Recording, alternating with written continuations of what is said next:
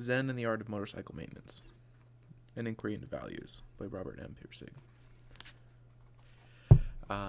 Heads up, I gave my book away, so maybe I'll read it differently from now on. But I am on chapter 29. In the process of taking stuff out of the saddlebags and cramming it back ever since Bozeman, and doing the same with the backpacks, we've acquired some exceptionally beat-up gear. Spread out over the floor in the morning light, it looks a mess. Spread out over the floor in the plastic bag with the oily stuff in it is broken and the oil has gotten onto the roll of toilet paper.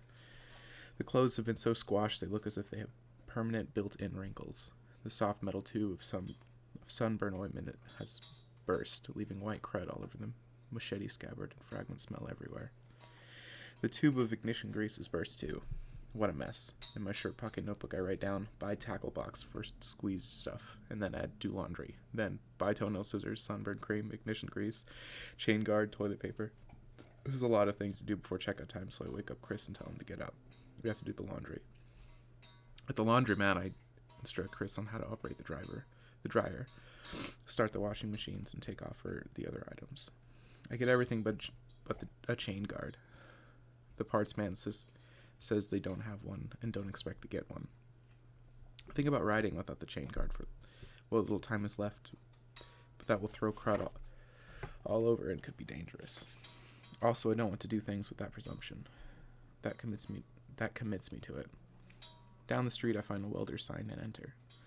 Cleanest welding place I've ever seen. Great high trees, deep grass line, and open space in back, giving a kind of village smithy appearance.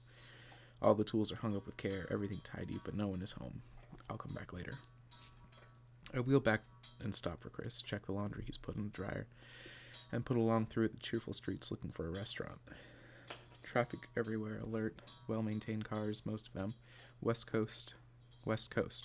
Hazy, clean sunlight of a town, out of range of the coal vendors. At the edge of town, we find a restaurant and sit and wait at a red and white tablecloth table. Chris unfolds a copy of Cycle News, which I bought at the cycle shop, and reads out loud who has won all the races, and an item about cross-country cycling. The waitress looks at him a little curiously, and then at me, then at my cycle boots, and then jots down our order. She goes back into the kitchen and comes out again and looks at us. I guess she's paying so much attention to us because we're alone here. While we wait, she puts some coins in the jukebox, and when breakfast comes, waffles, syrup, sausages, we have the music with it. Chris and I talk about what he sees in the cycle news, and we are talking over the noise of the record in the relaxed way people talk who have been many days on the road together, and out of the corner of my eye, I see that this is watched with a steady gaze. After a while, Chris has to ask me some questions a second time, because that gaze kind of beats on me, and it's hard to think of what he's saying. The record is a country western about a truck driver. I finish the conversation with Chris. As we leave, we go out and start up the cycle. There she is in the door watching us, lonely. She probably doesn't understand that with a look like that, she isn't going to be lonely long. I kick the starter and gun the engine too hard, frustrated by something. And as we ride for the welder again, it takes a while to snap out. The welder is in. An old man in his 60s and 70s, and he looks at me disdainfully, a complete reversal from the waitress. I explain about the chain guard, and after a while he says, I'm not taking it off for you. You'll have to take it off. I do this and show it to him, and he says it's full of grease. I find a stick out in the bag under the spreading chestnut tree and scrape all the grease into a trash barrel. From a distance, he says, there's some solvent in the pan over there, and I see a flat pan, and get out the remaining grease with some leaves and the solvent. When I show it to him, he nods and slowly goes over and sets the regulators for his gas torch. Then he looks at the tip and selects another one. Absolutely no hurry. He picks up a steel filler rod, and I wonder if he's actually going to try and weld that thin metal. Sheet metal I don't weld. I braze it with a brass rod. When I try to weld it, I punch holes in it and then have to patch them up with huge blobs of filler rod. Aren't you going to braze it? I ask. No, he says. Talkative fellow. He sparks the torch and sets a tiny little blue flame, and then, it's hard to describe, actually dances the torch and the rod's separate little rhythms over the thin sheet metal. The whole spot uniform luminous orange-yellow, dropping the torch and filler rod down at the exact right moment and then removing them. No holes. You can hardly see the weld. That's beautiful, I say. $1, he says without smiling. Then I catch a funny quizzical look within his glance. Does he wonder if he's overcharged? No, something else. Lonely, same as the waitress. Probably he thinks I'm bullshitting him. Who appreciates working like this anymore? We're packed and out of the motel at just about checkout time, and are soon into the coastal redwood forest across out of Oregon into California. The traffic is so heavy we don't have time to look up. It's turning cold and gray, and we stop and put on sweaters and jackets. It's still cold, somewhere in the low 50s, and we think winter thoughts. Lonely people back in town. I saw it in the supermarket and the laundromat, and when we checked out from the motel. These pickup campers through the redwoods, full of lonely, retired people looking at trees on their way to look at the ocean. You catch it in the first reaction of a glance from a new face, that searching look, and then it's gone. We see much more of this loneliness now. It's paradoxical that where people are the most closely crowded, the big coastal cities in the east and west, and the loneliness is the greatest. Back where people are so spread out in Oregon and Idaho and Montana and the Dakotas, you'd think the loneliness would have been greater, but we didn't see it so much. The explanation, I suppose, is that the physical distance between people has nothing to do with the loneliness. It's a psychic distance. And in Montana and Idaho, the physical distances are big, but the psychic distances between people are small. And here it's reversed. It's the primary America we're in. It hit the night before last in Prineville Junction, and it's been with us ever since. There's this primary America of freeways and jet flights and TV and movie spectaculars, and people caught up in this primary America seem to go through huge portions of their lives without much consciousness of what's immediately around them. The media have convinced them what's right around them is important, and that's why they're lonely. You see it in their faces, the first little flicker of searching, and then when they look at you, you're just kind of an object. You don't count. You're not what they're looking for. You're not on TV.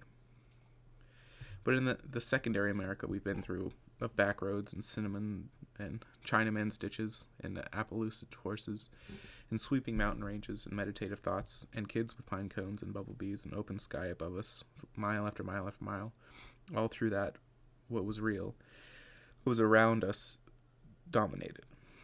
And so there wasn't much feeling of loneliness. That's the way it must have been 100 and 200 years ago. Hardly any people and hardly any loneliness. I'm undoubtedly overgeneralizing, but if the proper qualifications were introduced, it would be true. Technology is blamed for a lot of this loneliness, since the loneliness is certainly associated with the newer technological devices, TV, jets, freeways, and so on. But I hope it's made plain that the real evil isn't the objects of technology, but the tendency of technology to isolate people into lonely attitudes of objectivity. It's the objectivity, the dualistic way of looking at things underlying technology that produces the evil. That's why I went to so much trouble to show how technology could be used to destroy the evil. A person who knows how to fix motorcycles with quality is less likely to run short of friends than one who doesn't. And they aren't going to see him as some kind of object either. Quality destroys objectivity every time. Or if he takes whatever dull job he's stuck with, and they all are, sooner or later, dull, and just to keep himself amused, starts to look for options of quality, and secretly pursues these options just for their own sake, thus making an art of what he's doing, he's likely to discover that he becomes a much more interesting person, and much less of an object to the people around him, because his quality and decisions change him too. And not just only the job and him, but others too, because the quality tends to fan out like waves.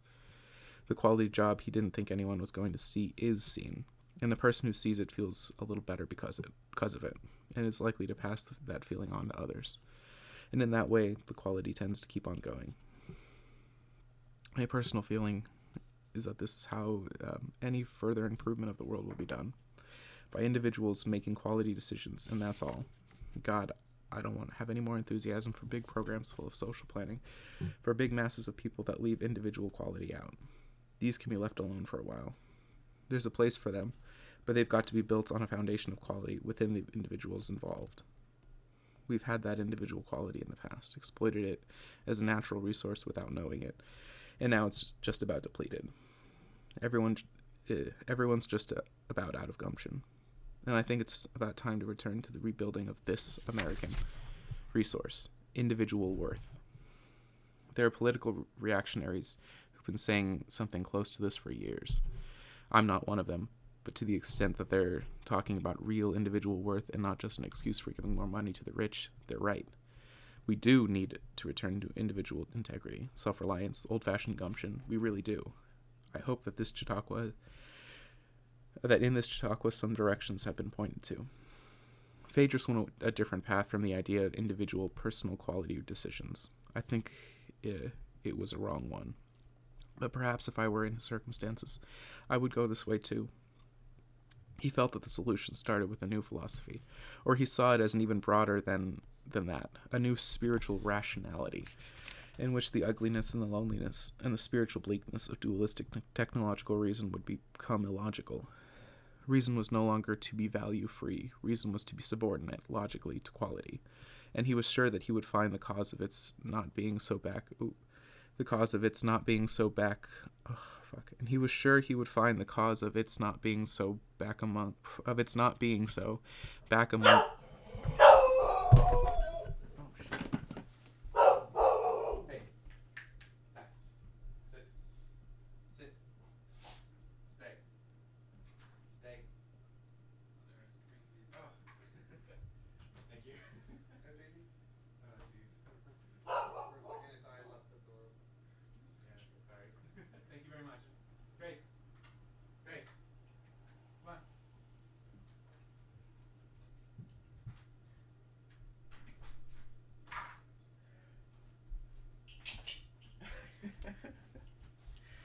Sorry, my neighbor was returning some ice trays. Where was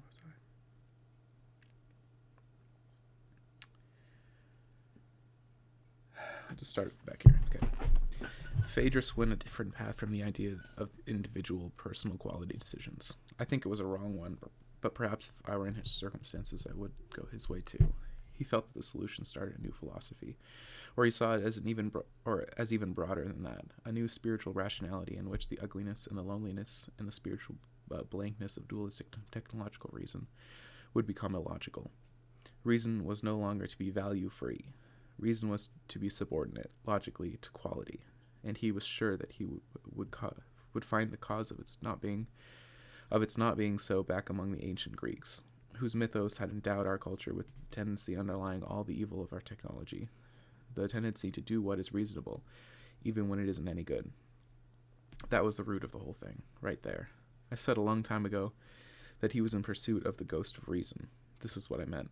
Reason and quality had become separated in the conflict with each other than quality.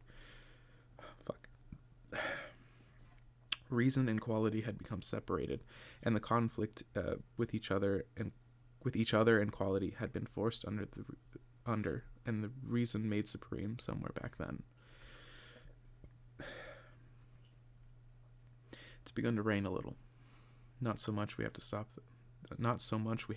though. Just the faint beginnings of a drizzle. The road leads out of the tall forest now into an open gray skies. Along the road are many billboards.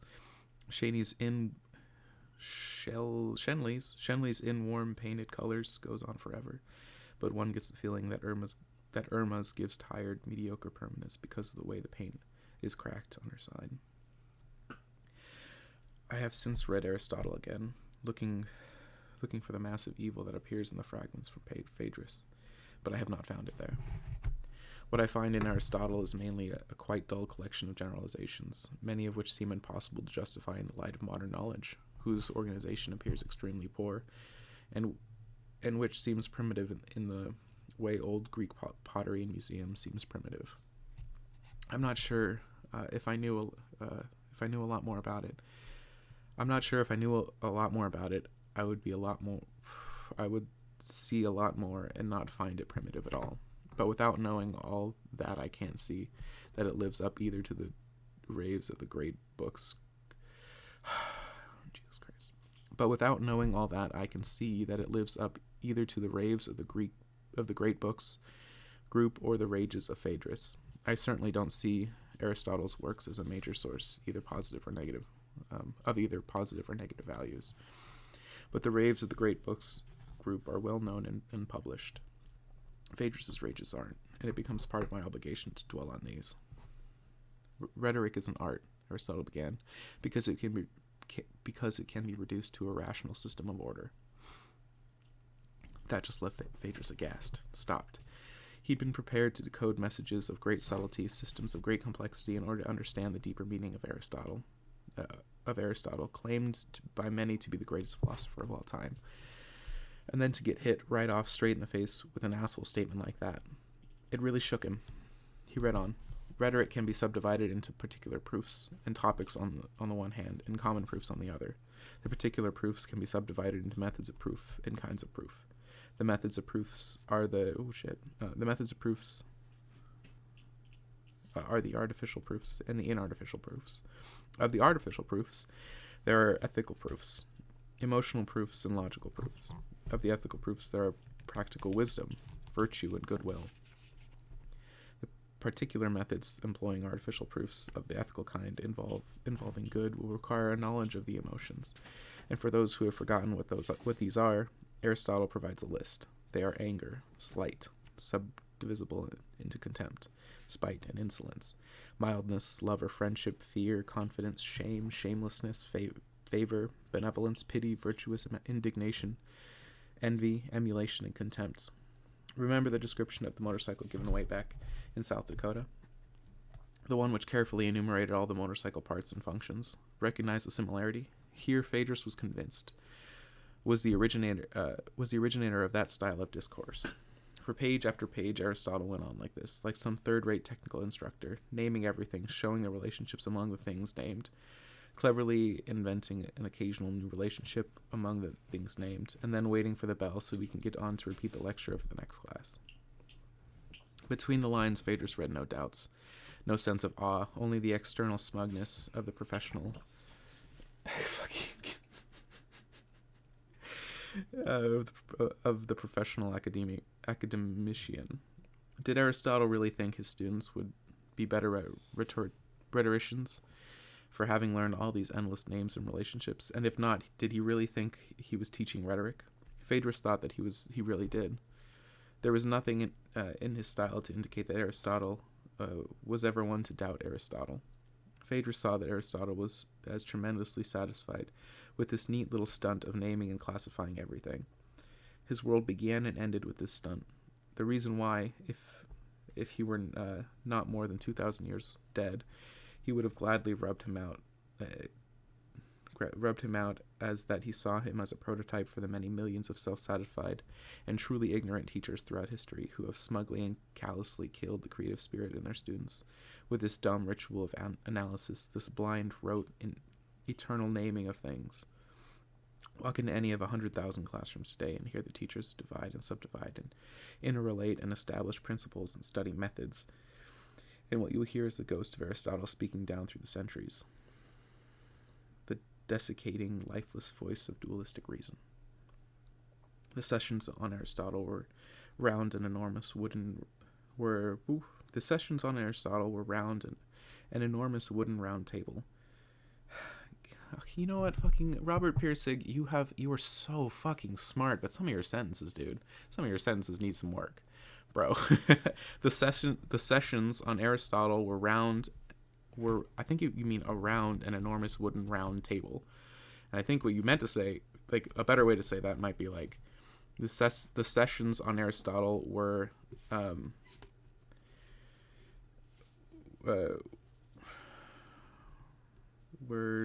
spoken of at an enormous wooden round table in a dreary room across the street from a hospital. Yeah, where the late afternoon sun from over the hospital roof hardly penetrated the window dirt and polluted city air beyond. Wan and pale and depressing. During the middle of the hour, he noticed that this enormous table had a huge crack that ran right across it near the middle. It looked as though it had been there for years, but that no one had thought to repair it. Too busy, no doubt, with more important things. At the end of the hour, he finally asked, "May questions about Aristotle's Rhetoric be asked?" "If you have read the material," he was told. He noticed that in the eye of the professor of philosophy, the same set he had seen the first day of registration. He took warning from it that he had never read the material very thoroughly, and did so. The rain comes down more heavily now, and we stop to snap on the face mask to the helmet. Then we go again at moderate speed, and I watch for chuckles, sand, and grease slicks. The next week, Phaedrus had read the material and was prepared to take apart the statement that rhetoric is an art because it can be reduced to a rational system of order. But this criterion General Motors produced pure art, whereas Picasso did not. If there were deeper meanings to Aristotle than met the eye, this would be as good a place as any to make them visible. But the question never got raised. Phaedrus put up his hand to do so, caught in a microsecond flash of malice from the teacher's eye. But then another student said, almost as an interruption, "I think there are some very dubious statements here." That was all he got out. "Sir, we're not here to learn what you think," he hissed the professor of philosophy, like acid. "We are here to learn what Aristotle thinks," straight in the face. "When we wish to learn what you think, we will assign a course in the subject." Silence. The student is stunned. So is everyone else. But the professor of philosophy is not done. He points his finger at the student and demands, "According to Aristotle, what are the 3 kinds of particular rhetoric according to the subject matter discussed?" More silence. The student doesn't know. "Then you haven't read it, have you?" And now, with a gleam that indicates he has intended this all along, the professor of philosophy swings his finger around and points at Phaedrus. "You, sir, what are the 3 kinds of particular rhetoric according to the subject matter discussed?" But Phaedrus is prepared. "Forensic, deliberative, and epidemic," he answers calmly. "What are the epidemic techniques?" "The technique of identifying likeness, the technique of praise, that of encomium, and that of amplification." "Yes," says the professor of philosophy slowly. Then all is silent. The other students look shocked. They wonder what has happened. Only Phaedrus knows, and perhaps the professor of philosophy. An innocent student has caught the blows intended for him. Now everyone's face becomes carefully composed in defense against more of this sort of questioning. The professor of philosophy has made a mistake. He's wasted his disciplinary authority on an innocent student, while Phaedrus, the guilty one, the hostile one, is still at large, and getting larger and larger. Since he has asked no questions, and there is no way to cut him down, and now that he sees how the questions will be answered, he's certainly not about to ask them. The innocent student stares down at the table, face red, hands shrouding his eyes. His shame becomes Phaedrus's anger. In all his classes, he never once talked to a student like that. So that's how they teach classics at the University of Chicago. Phaedrus knows the professor of philosophy now, but the professor of philosophy doesn't know Phaedrus. The gray, rainy skies and sign-strewn road descend to Crescent City, California, gray and cold and wet, and Chris and I look to see the water, the ocean, in the distance beyond piers and gray buildings. I remember this was our great goal all these days. We enter a restaurant with a fancy red carpet and fancy menus with extremely high prices. We are now the only people here. We eat silently, pay, and are on the road again, south now, cold and misty. In the next session, the shamed student is no longer present. No surprise, the class is completely frozen, as is inevitable when an accident like that has taken place. Each session, just one person does all of the talking, the professor of philosophy, and he talks and talks and talks to faces that have turned into masks of neutrality. The professor of philosophy seems quite aware that this has happened. His previous little eye flick of malice towards Phaedrus has returned to a little eye flick of fear. He seems to understand that within the present classroom situation, when the time comes, he can get exactly the same treatment he gave, and there will be no sympathy from any of the faces before him. He's thrown away his right to courtesy, and there's no way to prevent the retaliation now except to keep covered. But to keep the covered, he must work hard and say things exactly right. Phaedrus understands this too. By remaining silent, he can now learn under what are very advantageous circumstances. Phaedrus studied hard during this period. and learned extremely fast, and kept his mouth shut. But it would be wrong to give the least impression that he was any sort of good student. A good student seeks knowledge fairly and impartially. Phaedrus did not. He had an axe to the grind, and all he sought were those things that helped him grind it, and the means of knocking down anything which prevented him from grinding it. He had no time for or interest in other people's great books. He was there solely to write a great book of his own. His attitude towards Aristotle was grossly unfair for the same reason Aristotle was unfair to his predecessors. They fouled up in what he wanted to say. They fouled up what he wanted to say. Aristotle fouled up what Phaedrus wanted to say by placing rhetoric in an outrageously minor category in his hierarchic order of things. It was a branch of practical science, a kind of shirt-tail relation to the other category, theoretical science, which Aristotle is mainly involved in as the branch of practical science. It was isolated from any concern with truth or good or beauty, except as devices to throw into argument. Thus, quality in Aristotle's system is totally divorced from rhetoric.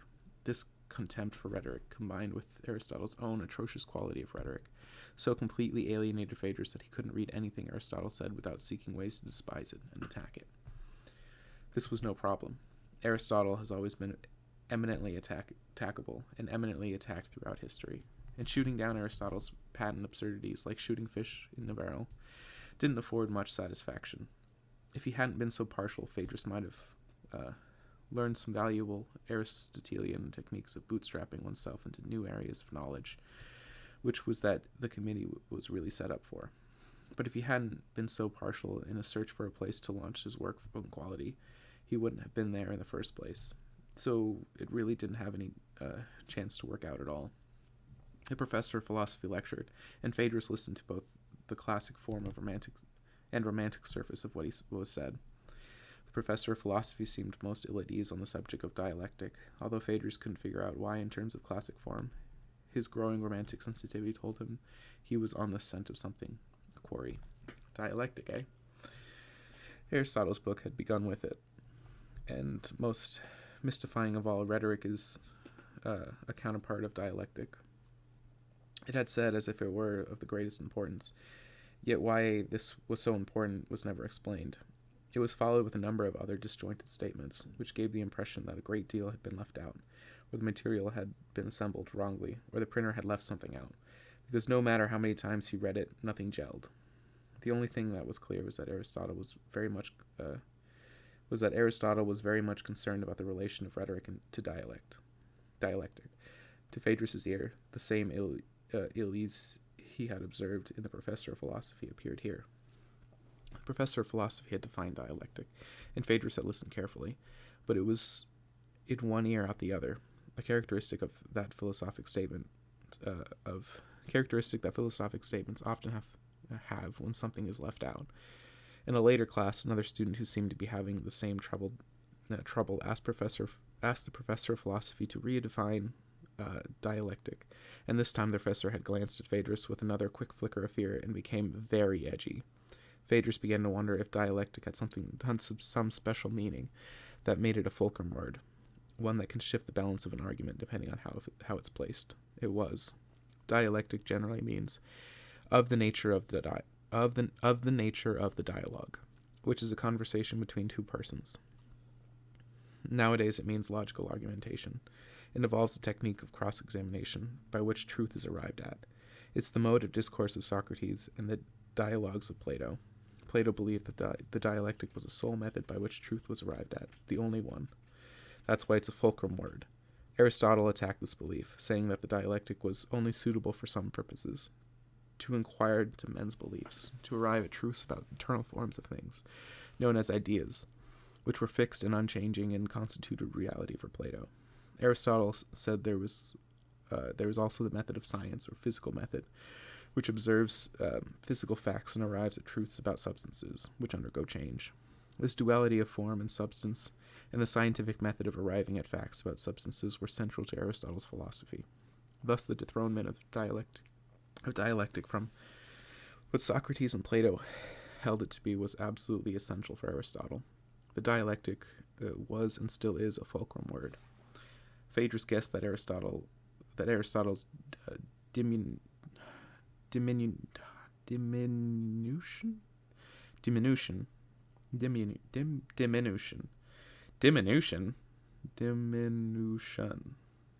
Phaedrus guessed that Aristotle's diminution of dialectic, from Plato's sole method of arriving at truth to a counterpart of rhetoric, might be as infuriating to modern Platonists as it would have been to Plato.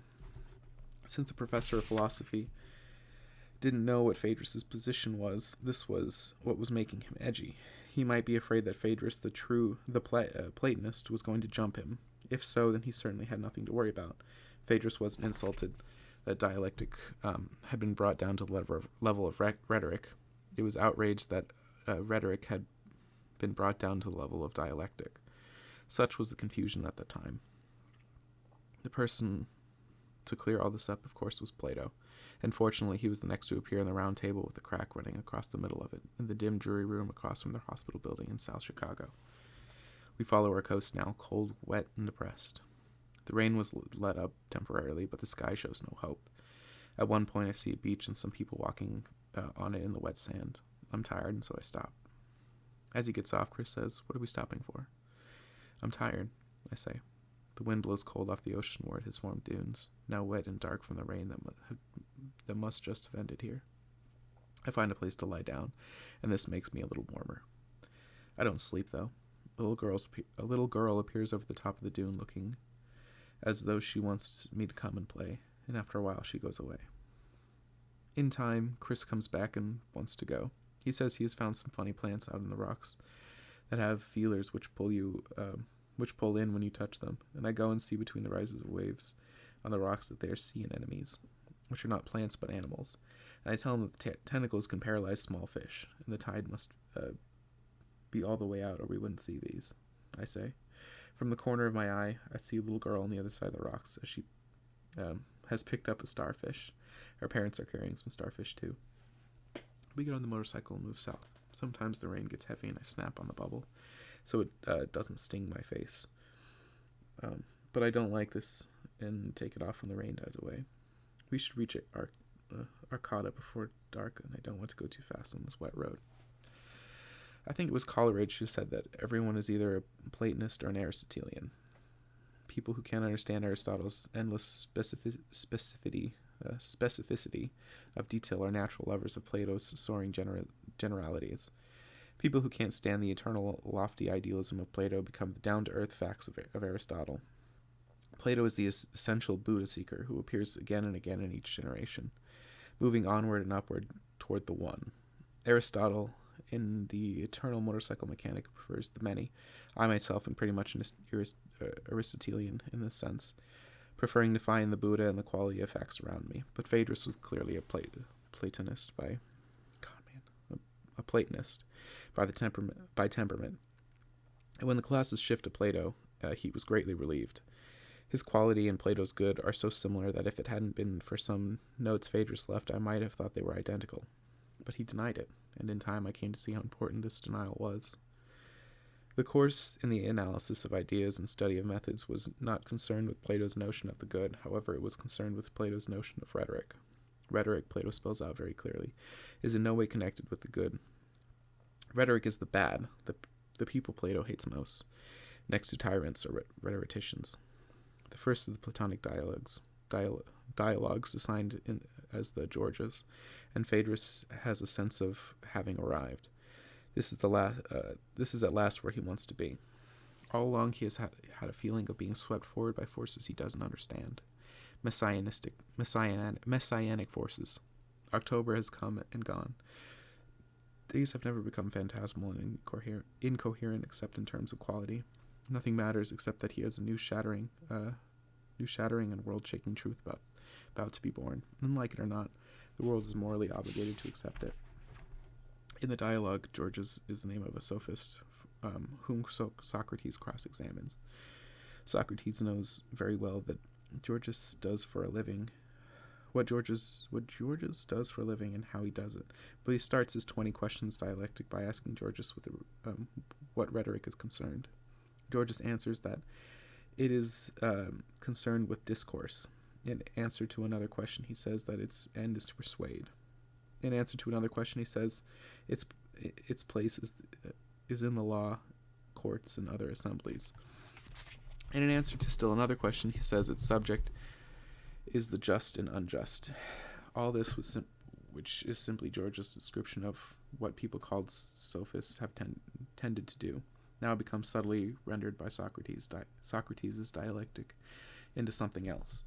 Rhetoric has become an object, and as an object has parts, and the parts have relationships to one another, and these relations are immutable. One sees quite clearly in this dialogue how the analytic knife of Socrates hacks George's art into pieces.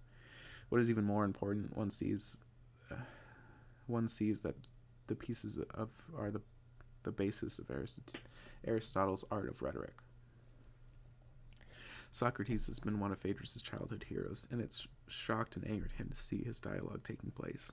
He filled the margins of the text with answers of his own.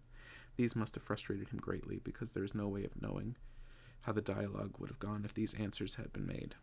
At one place, Socrates asks what class of things do the words which rhetoric uses relate. Georges answers, the greatest and the best.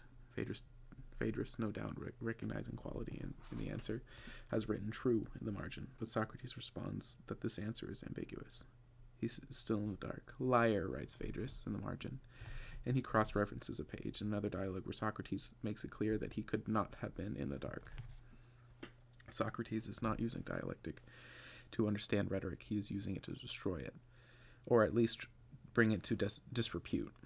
And so his questions are not real answers at all. They're just word traps in which Georges and his fellow rhetoricians fall into. Phaedrus is quite licensed by all this and wishes he were there. In class, the professor of philosophy, noting Phaedrus' apparent good behavior and diligence, has decided he may not be such a bad student after all. This is the second mistake. He has decided to play a little game with Phaedrus by asking him what he thinks of cookery. Socrates has demonstrated to Georges that both rhetoric and cooking are branches of pandering pimping, because they appeal to the emotions rather than true knowledge. In response to the professor's question, Phaedrus gives Socrates' answer that cookery is a branch of pandering. There was a titter from one of the women in the class, which displeases Phaedrus because he knows the professor is trying a dialectical hold on him, similar to the kind Socrates gets on his opponents. And his answer is not intended to be funny, but simply to throw off the dialectical hold the professor is trying to get. Phaedrus is quite ready to recite in detail the exact arguments Socrates uses to establish this view. But that isn't what the professor wants. He wants to have a dialectical discussion in class in which he, Phaedrus, is the rhetorician and is thrown by the force of dialectic. The professor frowns and tries again. No, I mean, do you really think that a well-cooked meal served in the best of the restaurants is really something that we should turn down? Phaedrus asks, do you mean my personal opinion? For months now, since the innocent student had disappeared, there have been no personal questions ventured in this class. Yes, the professor asks. Phaedrus is silent and tries to work out an answer. Everyone is waiting. His thoughts move up to lightning speed, winnowing through the dialectic, playing on one argumentative chess opening after another, seeing that each one loses and moving to the next one faster and faster. But all the class witnesses is silence. Finally, in embarrassment, the professor drops the question and begins the lecture. But Phaedrus doesn't hear the lecture. His mind races on and on through the permutations of dialectic, on and on, hitting things, finding new branches of sub-branches, exploding with anger at each new discovery of the viciousness and meanness and lowness of this art called dialectic. The professor, looking at his expression, becomes quite alarmed and continues to lecture in a kind of panic. Phaedrus' mind races on and then on further, seeing now at last a kind of evil thing, and an evil deeply entrenched in himself, which pretends to try to understand love and beauty and truth and wisdom, but whose real purpose is never to understand them, whose real purpose is always to usurp them and enthrone itself. Dialectic is the usurper. That is what he sees. The parvenu, the muscling in on all that is good and seeking to contain it and control it, evil. The professor calls the lecture to an early end and leaves the room hurriedly. After the students have filed out silently, Phaedrus sits alone in a huge round table until the sun, through the sooty air behind the window, disappears and the room becomes gray and then dark. Then the next day he is in the library waiting for it to open. When it does, he begins to read furiously, back behind Plato for the first time, into what little is known of those rhetoricians he so despised. And what he discovers begins to confirm that he is already intuited from his thoughts the evening before. Plato's condemnation of the Sophists is one which many scholars have already taken with great misgivings. The chairman of the committee himself has suggested that critics who are not certain what Plato meant should be equally uncertain of what Socrates' antagonists in the dialogues meant. When it is known that Plato put his own words in Socrates' mouth, Aristotle says this, there should be no reason to doubt that he could have put his own words into other mouths too. Fragments by other ancients deemed to lead to other valuations of the Sophists. Many of the older Sophists were selected as ambassadors of their cities, certainly no office of disrespect. The name Sophist was even applied without disparagement to Socrates and Plato themselves. It has even been suggested by some later historians that the reason Plato hated the Sophists was that they could not compare with his master Socrates, who was in actuality the greatest sophist of them all. The last explanation is interesting, Phaedrus thinks, but unsatisfactory. You don't abhor a school of which your master is a member. What is Plato's real purpose in this? Phaedrus reads further and further into pre-Socratic Greek thought to find out, and eventually comes to the view that Plato's hatred of the rhetoricians was part of a much larger struggle in which the reality of the good, represented by the Sophists, and the reality of the true, represented by the Dialectics, were engaged in a huge struggle for the future mind of man. Truth won and good lost, and that is why today we have so little difficulty accepting the reality of truth and so much difficulty accepting the reality of quality, even though there is no more agreement in one area than the other.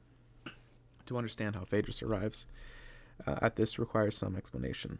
One must first get over the idea that the time span between the last cavemen and the first Greek philosophers was short. The absence of any history for this period sometimes gives this illusion.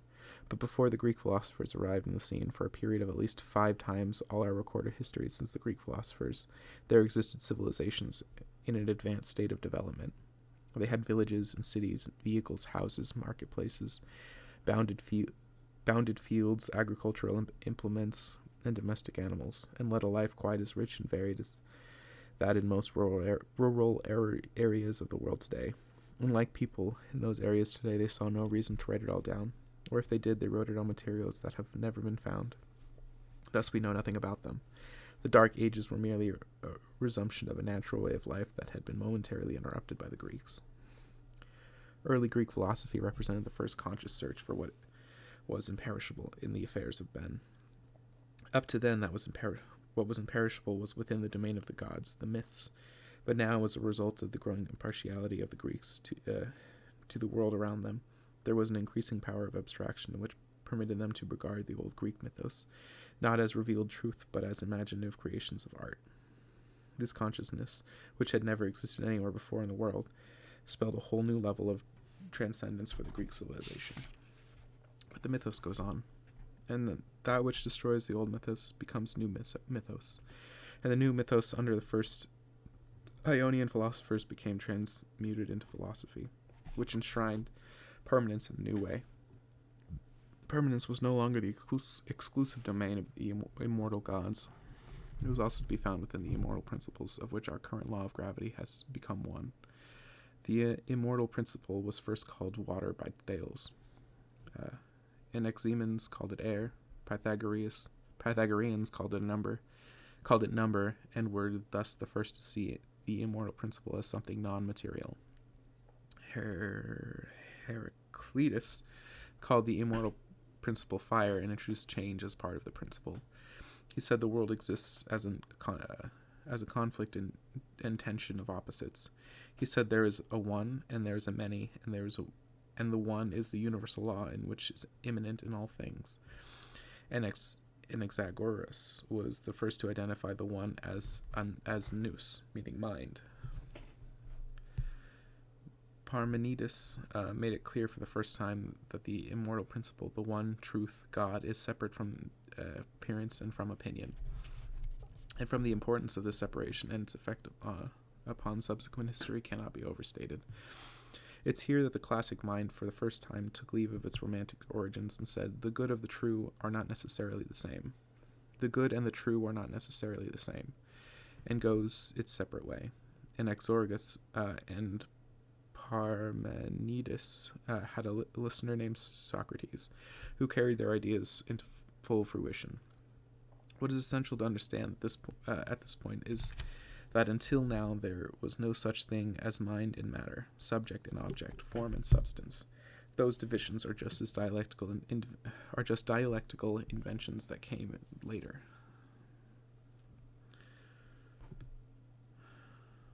The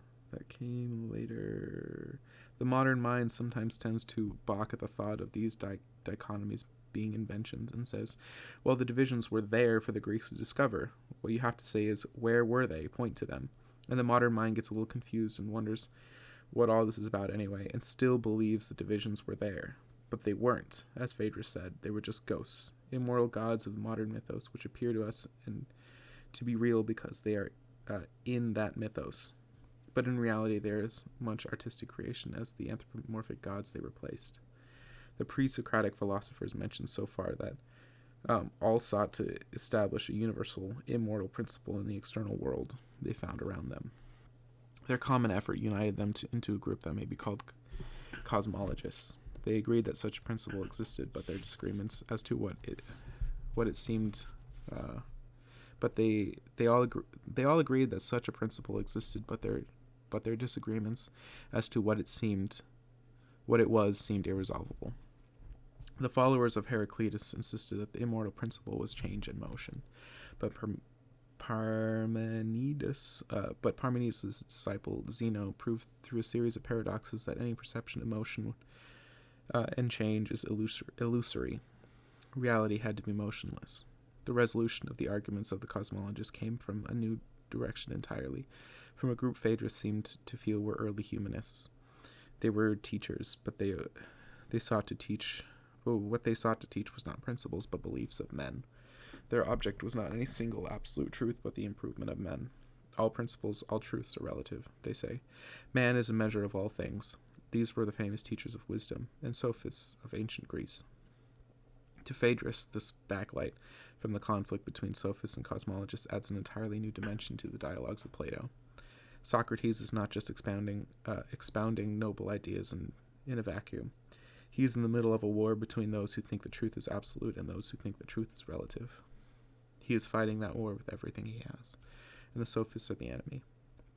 Now Plato's hatred of the sophists makes sense. He and Socrates are defending the immortal principle of cosmologists against what they consider to be decadences of the sophists, truth, knowledge, that which is independent of whatever anyone thinks about it.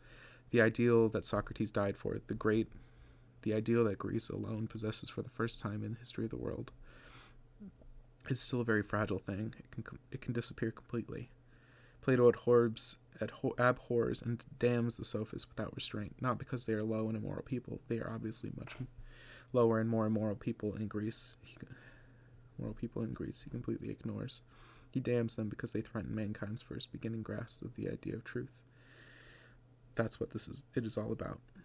The results of Socrates' martyrdom and then Plato's unexcelled prose that followed are nothing less than the whole world of Western man as we know it. The idea of truth had been allowed to perish unrediscovered by the Renaissance. If the idea of truth had been allowed to perish unrediscovered by the Renaissance, it's unlikely that we would be so much beyond the level of prehistoric man today. The ideas of science and technology and other systematically organized efforts of man are dead centered on it. It is the nucleus of it all. And yet Phaedrus understands what he is saying about quality is somehow opposed to all this. He seems to agree much more closely with the Sophists. Man is the measure of all things. Yes, that's what he is saying about quality. Man is the source of all things. It is the subjective as the subjective idealist would say.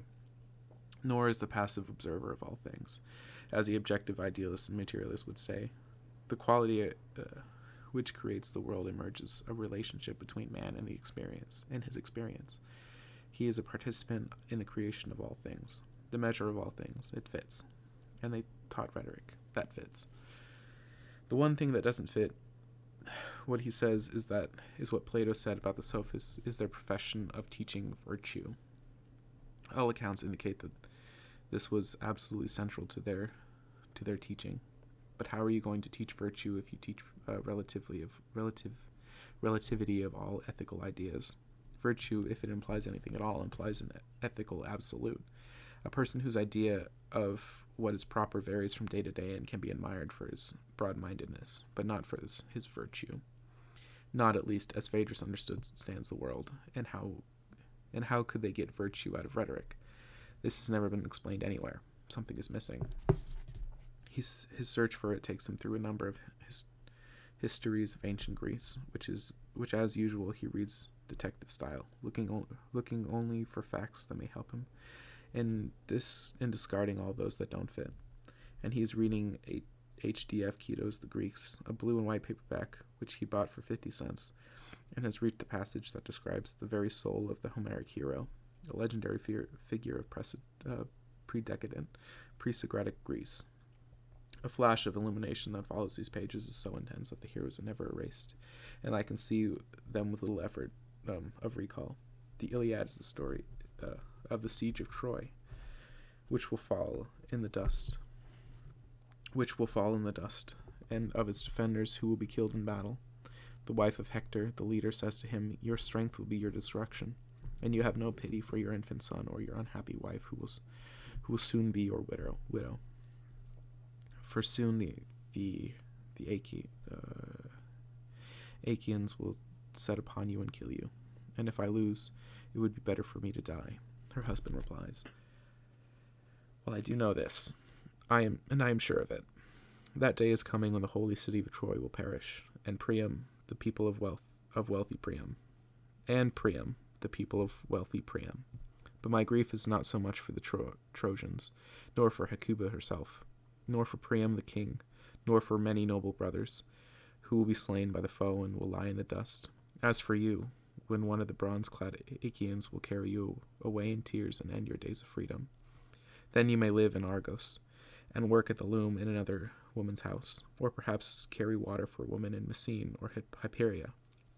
Sore against your will, but hard compulsion will lie upon you. And then a man will say he sees you weeping. This is the wife of Hector, who was the noblest in the battle of the horse-taming Trojans, when they were fighting around Ilion. This is what they will say, and it will be fresh grief for you to fight against slavery bereft of a husband like that. But may I be dead, may the earth be heaped over my grave before I hear your cries, and of the violence done to you."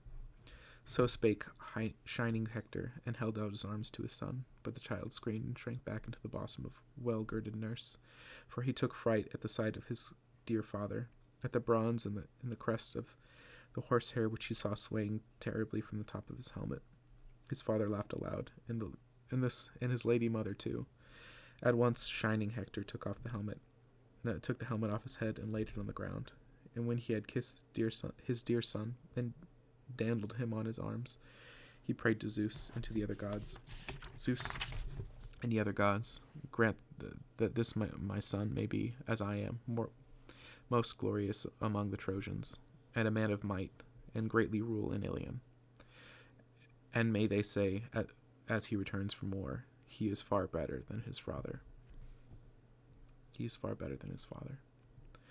What moves the Greek warrior to deeds of heroism, Cato comments, is not a sense of duty as we understand it, duty towards others. It is rather duty towards himself.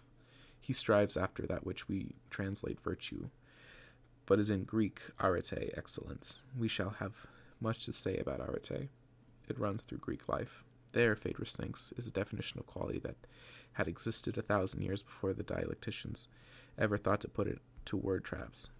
Anyone who cannot understand this meaning without logical definitions and definendum and differentia is either lying or so out of touch with the common lot of humanity as to be unworthy of receiving any reply whatsoever. Phaedrus is fascinated too by the description of the motive of duty towards self, which is an almost exact translation of the Sanskrit word dharma, which is sometimes described as the one of the Hindus. Can the dharma of the Hindus and the virtue of the ancient Greeks be identical? Then Phaedrus feels a tugging to read the passage again, and he does so, and then, what's this?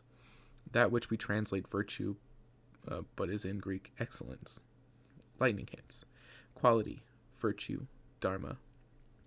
That is what the Sophists were teaching, not ethical relativism, not pristine virtue, but arete, excellence, dharma. Before the Church of Reason, before the substance, before form, before mind and matter, before dialectic itself, quality had been absolute. Those first teachers in the Western world were teaching quality, and the medium they had chosen was that of rhetoric. He had been doing it right all along. The rain has lifted enough so that we can see the horizon now, a sharp line demarking the light gray of the sky and the darker gray of the water. Quito had more to say about the arete of the ancient Greeks. When we meet arete in Plato, he said, we translate it virtue and consequently miss all the flavor of it. Virtue, at least in modern English, is almost entirely a moral word.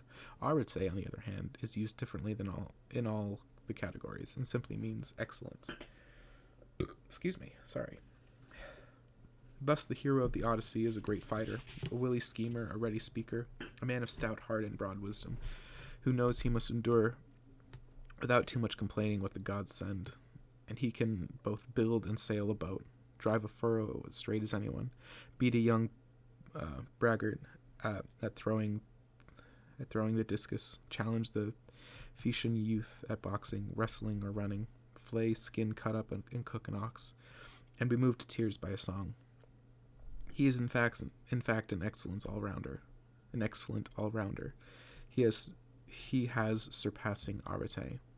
Arete implies the respect for the wholeness and oneness of life, and consequent dislike of specialization. It implies a contempt for efficiency, or rather, a much higher idea of efficiency, an efficiency which exists not in one department of life, but in life itself. Phaedrus remembered the line from Thoreau. You never gain something but that you lose something. And now he began to see for the first time an unbelievable magnitude of what man, when he gained the power to understand and rule the world in terms of dialectic truths, had lost. He had built empires of scientific capability to manipulate the phenomena of nature into enormous manifestations of his own dreams of power and wealth. But for this he had exchanged an empire of understanding of equal magnitude, an understanding of what it is to be a part of the world, and not an enemy of it. One can acquire some peace of mind from just watching that horizon. It's a geometer's line, completely flat, steady, and known. Perhaps it's the original line that gave rise to Euclid's understanding of lineness, a reference line from which was derived the original calculations of the first astronomers that charted the stars. Phaedrus knew with the same mathematical assurance Poincaré had felt when he resolved the fusion equations, that this Greek arete was the missing piece that that completed the pattern, but he read on now for completion.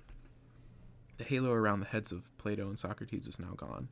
He sees that they consistently are doing exactly that which they accuse the Sophists of doing, using emotionally persuasive language for the ulterior purpose of making the weaker argument, the case for dialectic, appear the stronger. We always condemn most in others, he thought, but that which we most fear in ourselves. We always condemn most in others, he thought, that which we most fear in ourselves.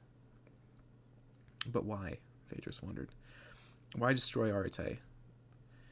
And no sooner had he asked the question than the answer came to him. Plato hadn't tried to destroy the Arete. He had encapsulated it, made it a permanent, fixed idea out of it. He had converted it into a rigid, immobile, immoral truth. He made Arete the good, the highest form, the highest idea of all. It was subordinate only to truth itself, in a synthesis of all that had gone before. That was why quality in Phaedrus had arrived. At, that was why the quality that Phaedrus had arrived at the classroom had seemed so close to Plato's good. Plato's good was taken from the rhetoricians. Phaedrus searched, but couldn't find no previous cosmologist who had talked about the good. That was from the Sophists. The difference was that Plato's good was a fixed, an eternal and unmoving idea, whereas from the rhetoricians, it was not an idea at all. The good was not a form of reality; it was reality itself, ever-changing, ultimately unknowable, in any kind of fixed, rigid way. Why Plato had done this, Phaedrus saw. Why had Plato done this? Phaedrus saw Plato's philosophy as a result of two syntheses. The first synthesis tried to resolve the differences between the Heraclitans and the followers of Parmenides. Both cosmological schools upheld immortal truth, and in order to win the battle for truth, in which Arete is subordinate, against the enemies who would teach Arete, in which truth is subordinate, Plato must first resolve the eternal conflict among the truth believers. To do this, he says that immortal truth is not just changed, as the followers of Heraclitus said. It is not just changeless being, as the followers of Parmenides said. Both these immortal truths coexist as ideas, which are changeless, and appearance, which changes. This is why Plato finds it necessary to separate, for example, hoarseness from horse, and to say that hoarseness is real and fixed and true, and unmoving, while the horse is a mere unimportant transitory phenomenon. Hoarseness is a pure idea. The horse that one sees is a collection of changing appearances. Horse that can flux and move around it wants to and even die on the spot without disturbing hoarseness, which is the immortal principle and can go on forever in the path of the gods of old. Plato's second synthesis is an incorporation of the Sophist Arete into this dichotomy of ideas and appearance. He gives it the position of highest honor, subordinate only to truth itself and the method by which truth is arrived at, the dialectic. But in his attempt to unite the good and the true by making the good the highest idea of all, Plato is nevertheless usurping Arete's place with dialectically determined truth. Once the good has been contained as a dialectical idea, it has no trouble for another philosopher to come along and show the dialectical methods that Arete, the good, can be more advantageously demoted to a lower position than a true order of things, more compatible with the inner workings of dialectic. Such a philosopher was not long in coming. His name was Aristotle. Aristotle felt that the mortal horse of appearance, which ate grass and took people places and gave birth to the little horses, deserved more attention than Plato was giving it. He said that the horse was not mere appearance. The appearances cling to something which is independent of them, and which, like ideas, is unchanging. The something that appearances cling to, he named substance. And at that moment, and not until that moment, our modern scientific understanding of reality was born. Under Aristotle, the reader whose knowledge of Trojan Arete seems conspicuously absent, forms and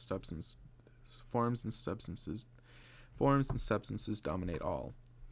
The good is a relatively minor branch of knowledge called ethics. Reason, logic, knowledge are his primary concerns. Arete is dead, and science, logic, and the university we know today have been given their founding charter. To find and invent an endless proliferation of forms about the substantive elements of the world, and call these forms knowledge, and transmit these forms to future generations as the system. And rhetoric, poor rhetoric, once learning itself, now becomes reduced to the teaching of mannerisms and forms, Aristotelian forms for writing, as if these mattered. 5 spelling errors, Phaedrus remembered, or an error of sentence completences, or 3 misplaced modifiers, and it went on and on. Any of these was sufficient to inform a student that he did not know rhetoric. After all, that's what rhetoric is, isn't it? Of course, there's empty rhetoric that has emotional appeal without proper subservience to dialectical truth. But we don't want any of that, do we? That would make us like those liars and cheats and defilers of ancient Greece and the Sophists. Remember them? We'll learn the truth in our other academic courses, and then learn a little rhetoric so that we can write it nicely and impress our bosses who will advance us to higher positions. Forms and mannerisms hated by the best, loved by the worst, year after year, decade after decade, of little front row readers, mimics, and pretty smiles and neat pens out to get their Aristotelian A's, while those who possess a real Arete sit silently in back of them wondering what is wrong with themselves. They cannot like this. What is wrong with themselves that they cannot like this subject?